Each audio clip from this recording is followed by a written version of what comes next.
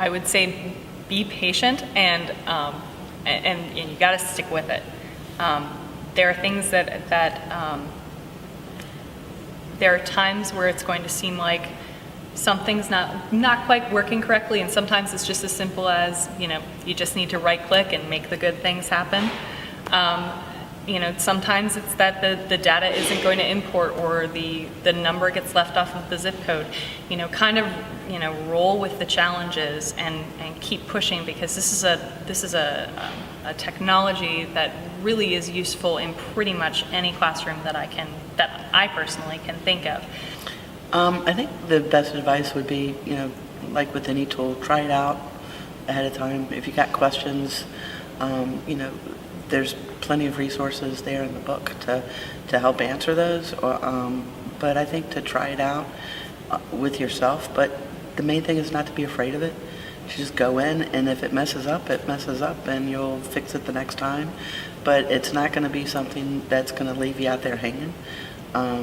You just have to be willing to get your feet wet, so to speak, and that it's not the big bad monster. It's a lot easier than what it seems. And if you can click a mouse, you can do this.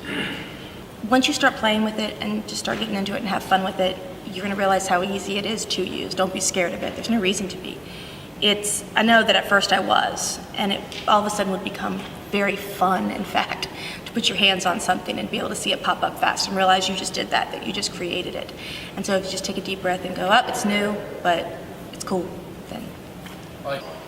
Definitely look at it ahead of time. Don't try and wing it in front of your class. This is not a program that you learn overnight before you teach it. You also want to be flexible. Things will go wrong, and sometimes that's when you learn the best parts of this program. Just be flexible. Don't try to do it alone.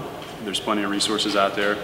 This resource that we're creating, throughout the development of my chapter, I've had to consult, all kinds of web pages just to do the simplest things. Be flexible. There's going to be days where things don't necessarily work.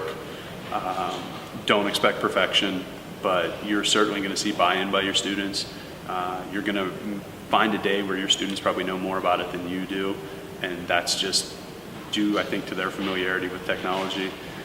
And have fun with it. It really makes your classroom come alive, more so than just the standard ways that we've always operated a classroom.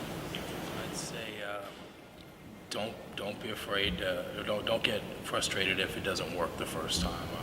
This is cutting edge technology. It's technology that is evolving constantly, but how often do you get to be involved in introducing a technology to your students that is cutting edge? So often you're getting the technology after they've worked all the bugs out. That's exciting. It's exciting for your kids, and it's also exciting to learn with your kids. If they ask a question that you know the answer to, on the internet's your friend. You can find answers to questions, and you can dabble with it. And I've learned that working with my students, you develop an interesting trust with your kids when you're willing to say, that's pretty cool, let's figure it out together. And you don't have to have all the answers to it. And the truth is the UVA GIS professionals told us here, they're called GIS professionals, not GIS experts. If they don't know the answer, they will call somebody. And that's my biggest advice, is don't be afraid to call somebody to help you out or go online. The other thing I'd say to the divisions is we owe it to our kids to find ways to bring these skills into the classroom beyond the technology classroom. So often kids don't choose it because it's career technical education, or it's science, mathematics, or engineering, or it's the other way around. It's the science, mathematics, or engineering kid who's bored in the history classroom or is bored in the language arts classroom.